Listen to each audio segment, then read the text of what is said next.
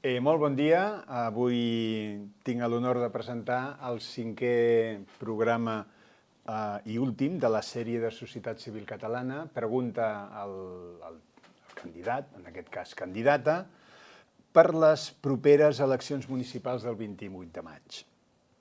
Avui tenim aquí a la Maria Eugènia Gai, és la número 2 de la llista del PSC a l'alcaldia de Barcelona. Molt bon dia. Bon dia. Gràcies.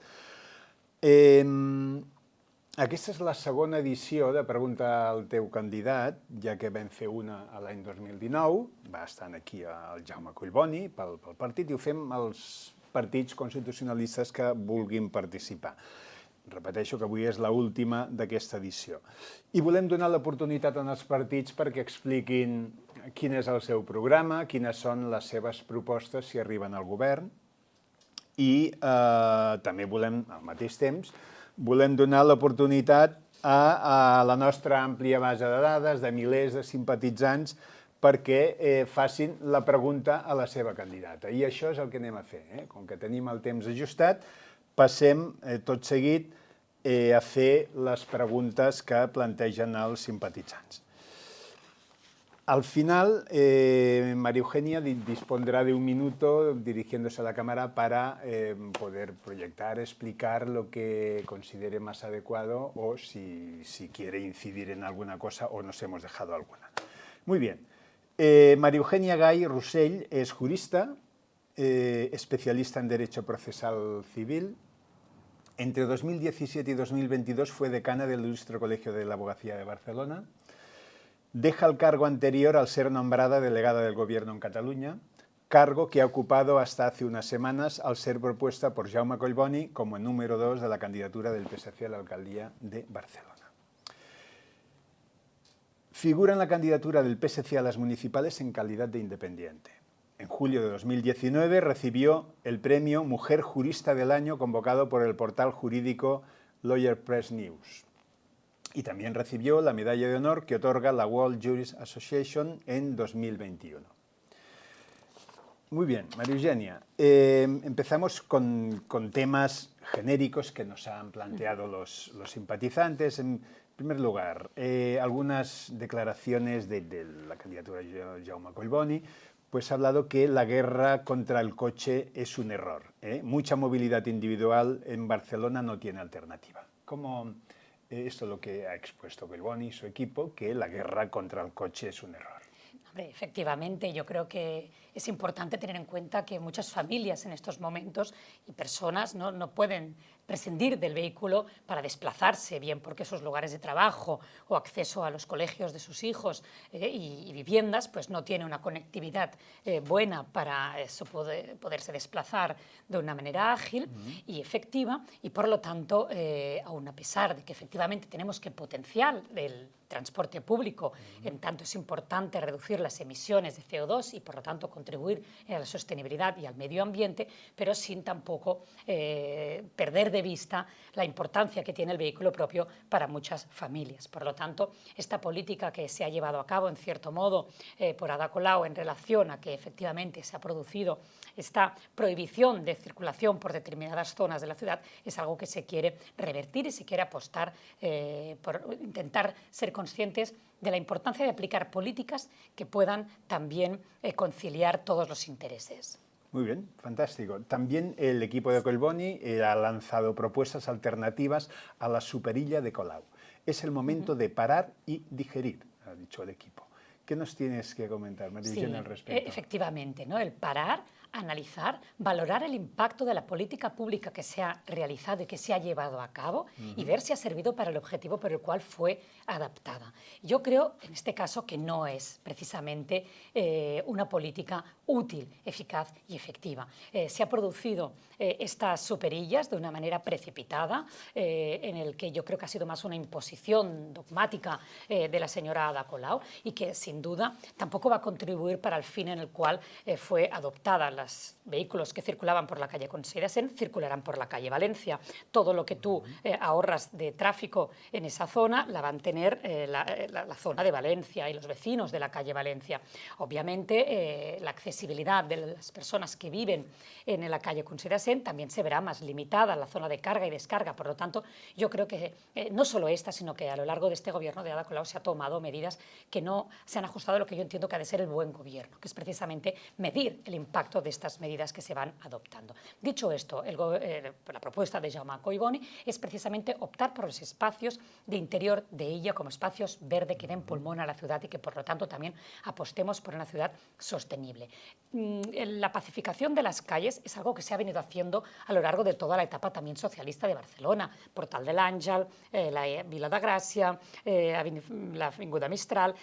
Ya ha habido siempre zonas en las cuales se ha procedido a una pacificación de las calles, estudiando, analizando, valorando el impacto que esta pacificación va a tener. Pero el prever una irrupción, ¿no?, y levantamiento de más de 20 calles de toda Barcelona, entre otras cosas, es inviable económicamente, pero es que además hemos visto cómo el impacto que ha generado en el tráfico, digamos, la gente que vive en Barcelona, pero que no solo que vive, sino que tiene sus comercios o que viene a comprar a Barcelona, ha sido absolutamente negativo. Por lo tanto, una valoración muy negativa de las superillas, el parar, analizar, revertir va a ser prácticamente imposible porque se ha invertido aproximadamente 400 millones de euros, por lo tanto, nuevamente el Ayuntamiento no va a disponer de este importe y, por lo tanto, paralizar y apostar por los interiores de ella como espacio verde, sostenible y que genere precisamente este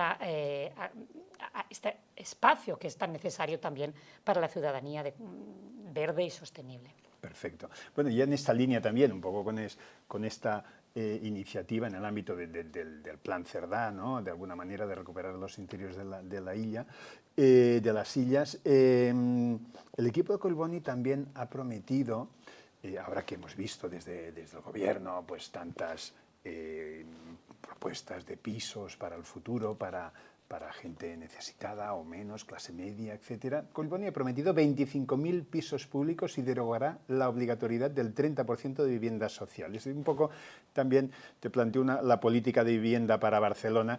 Evidentemente, llevas poco tiempo, pero los grandes ejes políticos de política de vivienda de Barcelona.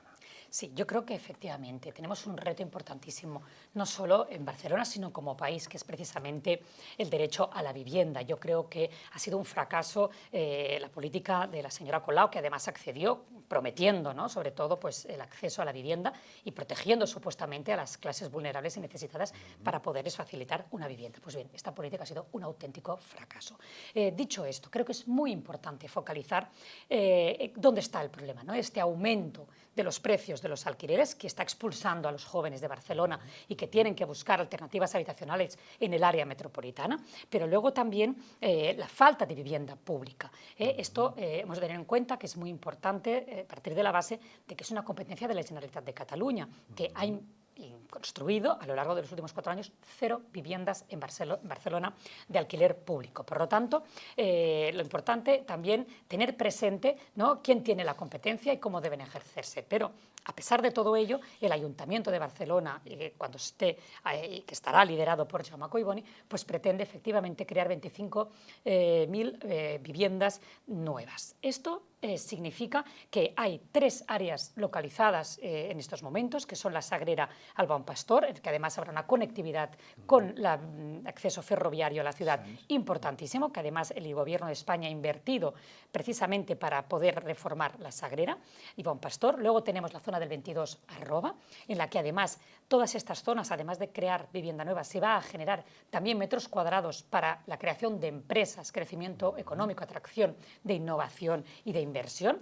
Y luego está la Marina del Port Vermell. Entre las 3 zonas que se van a promocionar y a promover en el sentido más amplio de la palabra, no solo económicamente, sino también habitacionalmente, pues se pretende crear estas 25.000 viviendas de obra pública. Esto va a significar también la colaboración público-privada, la importancia de adoptar medidas que fomenten que las personas individuales, que el propietario individual ponga en alquiler sus viviendas. Y para ello hemos previsto un plan de ayuda de 500 euros para los jóvenes que están en la lista de espera para una vivienda pública, que son unos 40.000 aproximadamente en este momento en el ayuntamiento, puedan suscribir un convenio con el ayuntamiento, que será quien directamente tendrá el contrato de arrendamiento con el propietario individualizado, de manera que le dará la seguridad de que el ayuntamiento va a pagar el alquiler, no tendrá estos riesgos por los cuales muchos propietarios no ponen en alquiler sus viviendas por el miedo al impago de las rentas, ¿no? Y que por lo tanto un proceso de desahucio se pueda prolongar con muchos años, y por lo tanto esta medida va a ayudar a esta doble función, ¿no? Uno, que el particular ponga las viviendas en alquiler, y dos, el alquiler público, que no será, porque lo va a facilitar el ayuntamiento, pero que será en esta forma de aportación de 500 euros hasta un máximo de 500 euros al mes por cada uno de los jóvenes que está interesando la vivienda menores de 35 años. Y luego hacías referencia a la medida del 30%. Efectivamente, ha sido un auténtico fracaso nuevamente.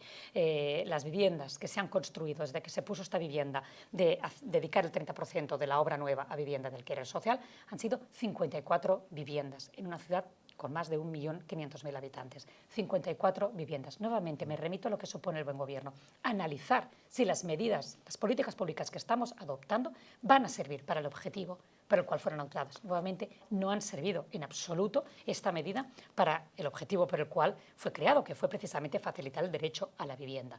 Yo creo que ello requiere un análisis profundo, ¿no? Y un conocimiento también de la legislación y la rigurosidad que ha de suponer el contemplar y respetar esta legislación, o ver también las posibilidades que este ordenamiento jurídico te puede facilitar para mejorar, ¿no?, las condiciones en este sentido de habitabilidad. Aquí tenemos pues la nueva ley de vivienda, que efectivamente va a servir para dar apoyo a las clases vulnerables y necesitadas, pero sobre todo el tener presentes que el conjunto de medidas para la vivienda se han de adoptar de manera coordinada entre el Estado, la comunidad autónoma que tiene la competencia y el ayuntamiento, que podrá luego ejecutar también estas viviendas y que también podrá destinar un importe.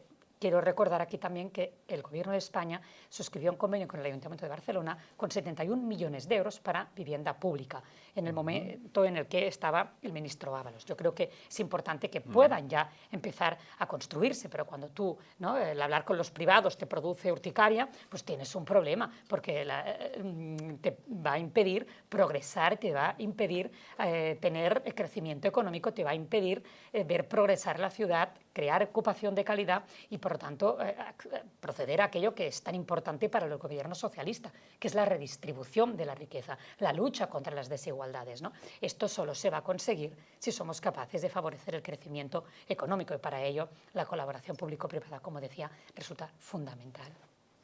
Muchas gracias, María Eugenia, que queda diáfano y además es interesante. Ya nos gustaría ver en televisión estas propuestas y a ver qué nos dice la actual alcaldesa. Bien, el PSC rechaza la propuesta de ampliar el aeropuerto del Prat con una pista sobre el mar, que fue la propuesta, acordémonos, del Govern de la Generalitat. ¿Qué nos puedes decir, María Eugenia, al respecto? Lo que puedo decir es que el PSC y el PSOE están a favor de la ampliación del aeropuerto del Prat. Están a favor del crecimiento económico, están a favor de la conectividad de Barcelona con el resto del mundo de una manera directa, inmediata y fácil, que lo que va a suponer no solo que nosotros podamos salir al exterior, sino facilitará la atracción de talento, de inversiones, de turistas, y por lo tanto vamos a ser pues motor de crecimiento, sin duda alguna. Técnicamente, ¿cómo lo vamos a hacer? Pues sin duda que el diálogo es fundamental, la creación de comités técnicos que sean los que analicen la situación en la que nos encontramos y las posibilidades para causar el menor impacto medioambiental posible, pues resulta fundamental. Pero todos los avances, todo el progreso económico al cual tenemos que ir tendiendo, es evidente que va a producir cierto impacto, ¿no? Es como las energías alternativas sostenibles, ¿no?, eólica, también solar, van a suponer un impacto en el territorio, ¿no? Y en estos momentos Cataluña estamos en la cola de España en cuanto a la creación de energía propia sostenible. Sin ir más lejos, tenemos la problemática con la planta eólica en Rosas, que está, ¿no?, en que se hicieron las oportunas mediciones del viento, donde era más fuerte en la península, y resulta que es en Rosas, ¿no?, y en Cataluña en concreto. Claro, por la tramuntana, que es conocido pues el impacto que tiene del viento viento y la velocidad que alcanza en esa zona. Bueno, pues estamos todavía paralizados, discutiendo y de alguna manera cuestionando algo que ya era una lógica, el eliminar la energía nuclear y apostar por las energías alternativas, pero nos vamos a encontrar que Cataluña no podremos cerrar las plantas nucleares finalmente, porque si no somos capaces de crear energía alternativa, seguiremos en la cola como estamos hasta este momento, ¿no? Por lo tanto, a partir de aquí, quedarnos paralizados, ¿no?, por una discusión medioambiental y no proceder a la ampliación del aeropuerto del Prat, que es una necesidad urgente y que está pidiendo no solo el sector empresarial, sino a nivel general en la ciudadanía, me parece una irresponsabilidad auténtica por parte de los dirigentes políticos, y máxime cuando se ha puesto encima de la mesa 1.700 millones de euros para proceder a esta reforma y que hubieran sido no solo rechazados, sino que se les hubiera dado un carpetazo, ignorado, y luego que vienen las quejas de que no se producen las inversiones en infraestructuras en Cataluña. Yo creo que hemos de ser muchísimo más coherentes, hemos de tener mucho más sentido común, y yo realmente lo que intentaré aportar, ¿no?, con Jaume Collboni es precisamente esta rigurosidad analizando todas las propuestas que hay encima de la mesa. Hay una propuesta muy seria del Gobierno de España de modificar y ampliar el aeropuerto del Prat. Seamos conscientes de retomar este proyecto que sin duda nos va a permitir crecer y enriquecernos. Muchas gracias, María Eugenia. Siguiente pregunta que nos hacen uno de nuestros simpatizantes. ¿Qué harán ustedes, en el caso con una cierta probabilidad de que ustedes puedan llegar al gobierno, contra el secesionismo catalán que tiene gobernadas las instituciones territoriales y, evidentemente, conocemos lo que ha ocurrido en los últimos años? Bueno, nosotros, el Partido Socialista, apuesta por el respeto a la legalidad, la Constitución, al Estado de Derecho y a la democracia, de una manera rotunda y firme, como lo ha venido haciendo hasta ahora. Y desde luego que Barcelona va a seguir con la línea de esta apertura, ¿no?, que tiene en estos momentos para trabajar para ser una capital ¿no?, de la Comunidad Autónoma de Cataluña, integrada pues en España y que aporta y contribuye al crecimiento, ¿no?, del país, y de una manera estricta y rigurosa, y sobre todo pues siguiendo ostentando esta cocapitalidad que tenemos cultural, científica y tecnológica, incluso intentando fomentar nuestro protagonismo muchísimo más activo a nivel nacional, que es por lo que tenemos que apostar, ¿no?, el ser conscientes de la fuerza de nuestra ciudad en España y por lo tanto pues reivindicar este papel predominante que siempre hemos tenido y que por lo tanto debe ir de la mano, ¿no?, del crecimiento en general del país. Y desde luego pues el respeto a las instituciones del Estado y europeas. Muy bien. En cuanto al idioma, el bilingüismo parece inexistente desde un punto de vista oficial, formal. ¿Cambiaría la costumbre del ayuntamiento en empresas vinculadas de usar solo el catalán, con alguna excepción simplemente? ¿Cree que el bilingüismo es positivo y que sería posible incorporarlo desde el ayuntamiento de una manera más efectiva? Bueno, yo creo firmemente en el bilingüismo, creo que enriquece, que aporta, que refuerza, que defiende, ¿no?, la cultura y la lengua de un país y por lo tanto, en este caso, yo estoy a favor absolutamente del respeto del bilingüismo y que se siga haciendo en catalán, precisamente porque enriquece y porque efectivamente aporta y nutre. Yo creo que una de las envidias de otros países europeos es precisamente este enriquecimiento que tenemos en Cataluña, que podemos indistintamente hablar catalán o castellano con una facilidad impresionante, que luego además estimula a nuestros niños y que les permite luego también tener mayor facilidad para aprender otras lenguas. En todo caso, evidentemente, pues si en alguna ocasión el usuario, ¿no?, interesara que se le pudiera traducir o que se le pudiera dar alguna ayuda para poder entender mejor el catalán, yo creo que sin duda que el ayuntamiento seguirá precisamente en la línea de, y en todo caso pues también lo fomentará, de formar a la ciudadanía en catalán. Se está llevando a cabo, pero si es necesario, pues también se va a intensificar, poder enseñar el catalán a las personas que viven, residen y trabajan en Barcelona. ¿no? Y yo creo que es fundamental este enriquecimiento cultural y que es un valor histórico que tenemos en Cataluña y que creo que es importante que también se proteja, sin que ello suponga, ¿no? Una situación que pueda ser compleja para determinadas personas, pues en este caso pues excepcionalmente se podría dar la facilidad oportuna para traducir o lo que fuera necesario. Muy bien. ¿Cómo percibe la movilización del voto constitucionalista en el inminente ciclo electoral? El voto constitucionalista, ¿cómo lo ves? ¿Cómo está en este ciclo electoral? ¿Percibes que está movilizado? Yo creo que también ahora, ya transcurridos estos años, yo creo que precisamente va perdiendo este sentido, ¿no?, del voto constitucionalista o no. Yo creo que hemos de ser capaces, ¿no?, de superar ese momento en el que vivimos y yo creo que lo que son, ¿no?, las fuerzas independentistas son las que, bueno, en todo caso han de dejar claros cuáles son sus planteamientos para que el resto, ¿no?, para que la ciudadanía sea consciente de cuál va a ser el posicionamiento, ¿no? Por ejemplo, aquí donde voy es precisamente a esta ocultación que está haciendo Trias con Junts per Cat, ¿no?, un partido significativamente independentista con unos problemas internos muy importantes, ¿no?, con todavía un presidente del partido fugado de la justicia en Waterloo y, por lo tanto, yo creo que lo pone en una situación de entredicho, ¿no? Y, por lo tanto, esta intención, ¿no?, de ocultar, ¿no?, cuando estás integrando independentistas en tu lista, a diferencia de Jaume Collboni, que incorpora independientes, ¿no?, y estás intentando dar otro nombre, que ahora no recuerdo muy bien, que quiere darle, ¿no?, a la candidatura, pero que, claro, que obviamente está bajo las siglas de Junts, porque si no, no se podría presentar, ¿no?, con las condiciones en las que está concurriendo a las elecciones, pues es lo que tenemos que valorar, ¿no? Y, por lo tanto, a partir de aquí, yo creo que el voto como tal pues se ha de interpretar en esta clave de saber, ¿no?, qué partido político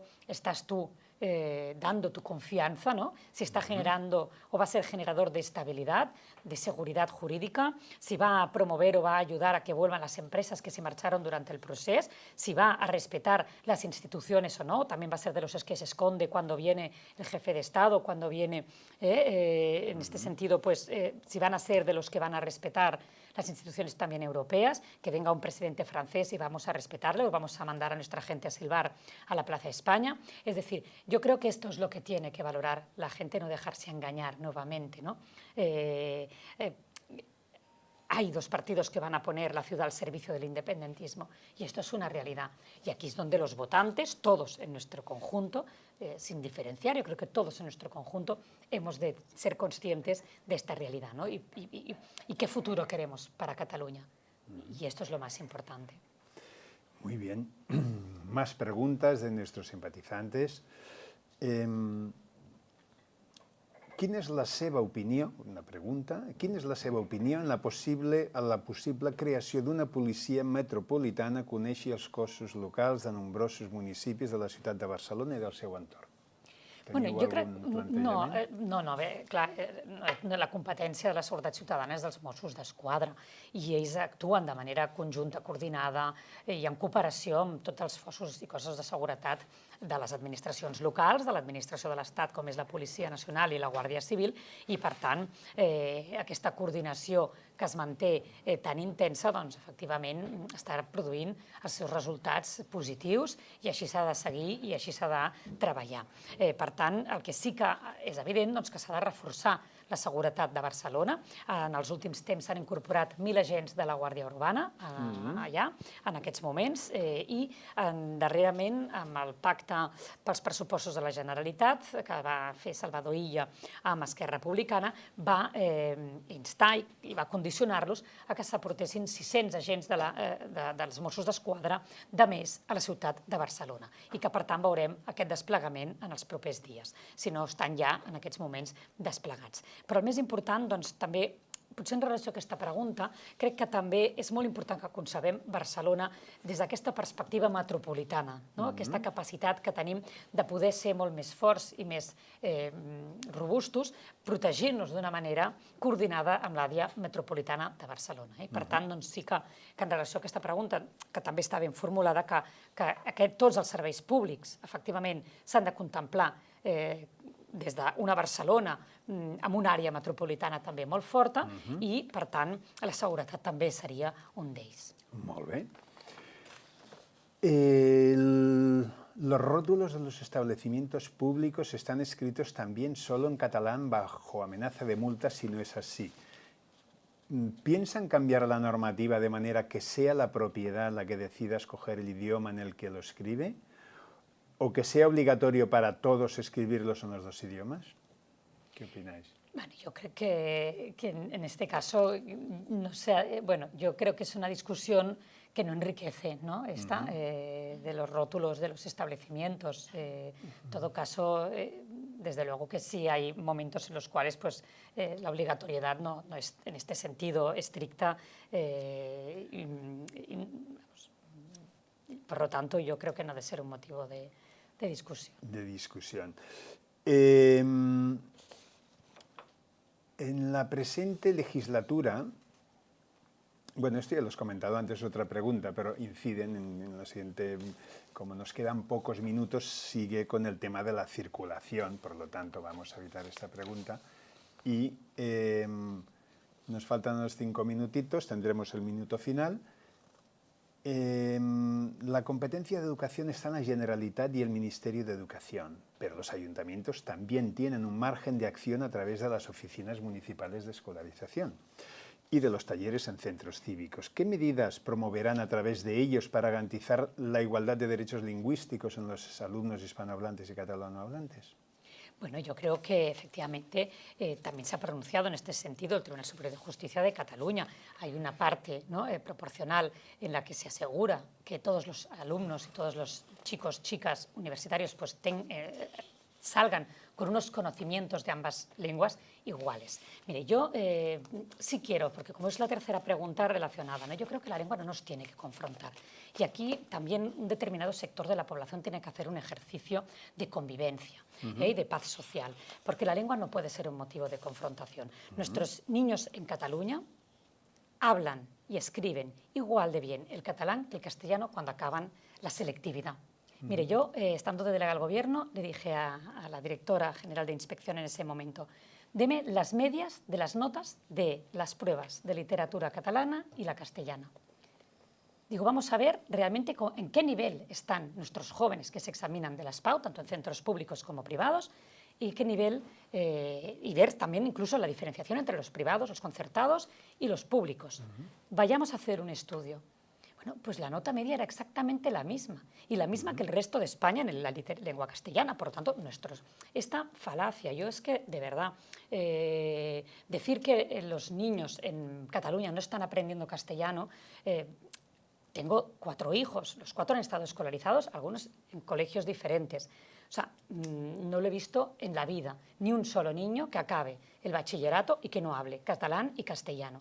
Por lo tanto, que en algún momento habrá habido alguna dificultad adicional, en tanto que el niño entra con una edad en concreto que se le ha hecho más difícil el aprendizaje del catalán, desde luego que puede ser. Igual que si me voy yo ahora a Inglaterra con mis hijos y les costaría integrarse en el idioma, ¿no? Pero esto es una etapa que viven todas las personas que se van desplazando y se van movilizando con sus hijos, pero precisamente hemos de ser de mente abierta, no estar encerrados en cualquier problemática en la cual se encuentran nuestros hijos y darles la facilidad para poder salir de estos momentos en los cuales se encuentren. Pero os lo digo de verdad, las pruebas de la SPAU, y quiero que cualquiera pues lo analice, los resultados de los alumnos y la prueba en castellano en Cataluña es la misma nota de media que el resto de España. Muy bien. Tenemos una pregunta y el minuto. Una pregunta que fa alguna persona que no deu ser tan un seguidor nostre, no simplement que va entrar i va fer la pregunta, diu, si el PSOE és un partit tan demòcrata, republicà i constitucionalista, per què no apliquen l'article 92 de la Constitució que permet un referèndum sobre monarquia, república, tal com va fer Noruega, Itàlia, Grècia, Austràlia, Brasil, Albània i Bulgària, i d'aquesta manera els veïns republicans de Barcelona podrien votar la nostra legítima aspiració política? Bueno, no, això ja s'han pronunciat als tribunals i, per tant, no tinc res a dir. No correspon. Y pues ya que ha sido rápido, ¿por qué no se ponen potabilizadoras de aguas sucias en Barcelona que se podrían utilizar para regar? Bueno, yo creo que la reflexión y el debate sobre el agua es muchísimo más extenso que esto, ¿no? Pero sí que realmente es urgente que la Generalitat lidere, ¿no? Lidere un proyecto para Cataluña para mejorar toda la problemática del agua. Yo creo que nos ha cogido, cuando te distraes con cosas, ¿no? Con ilegalidades y con aspectos que no corresponden, pues te suceden estas cosas como gobierno, y es lo que ha pasado en Cataluña, no solo con el agua, sino con muchísimos temas que han quedado en el tintero porque no nos hemos focalizado en hacer progresar Cataluña, sino en confrontarla, en de alguna manera increparla, y por lo tanto yo creo que ello tiene sus consecuencias, y una de ellas es el agua, y la reflexión sobre el agua merece un debate muy profundo porque se ha de dar respuesta no solo con plantas desalinizadoras, sino también con otras medidas que han de ir además en colaboración con el resto del territorio nacional y de administraciones, y por lo tanto urgentemente insto a que se pueda llevar a cabo. Pues muchísimas gracias, María Eugenia. Hemos dado un abanico muy amplio a múltiples temas y ahora le vamos a dar el último minuto para que, dirigiéndose a esta cámara, María Eugenia nos pueda comunicar lo que si ha quedado algo en el tintero o resaltar algún tema. Adelante. Bien, no, yo sobre todo lo que quiero comunicaros es que Barcelona lo tiene todo para ganar. Es una ciudad geográficamente situada en un enclavaje idílico, precioso, en la falda del Mediterráneo y sobre todo pues protegida por este parque natural de Collserola que nos rodea, que hace que tengamos pues esta importancia, ¿no? En paisajística. Pero además tiene cultura, tiene historia, tiene arte, tiene arquitectura, tiene un comercio productivo muy fuerte, un tejido productivo que trabaja implicado y que sobre todo se compromete con la ciudad. Tiene las mejores universidades europeas que están ayudando a nuestros jóvenes a fomentar su talento y a ser unos grandes profesionales el día de mañana. Tiene desde luego pues toda la atracción posible para atraer pues eventos como el Mobile World Congress, como el ISE, como ferias internacionales, y por lo tanto realmente el ecosistema que se ha generado alrededor de la ciudad es importantísimo y de una fuerza extraordinaria. Y es muy importante que todavía podamos ser conscientes que la potencia que puede tener la ciudad es muchísimo mayor, pero que solo le hace falta una cosa, que es tener un gran alcalde como es Jaume Collboni.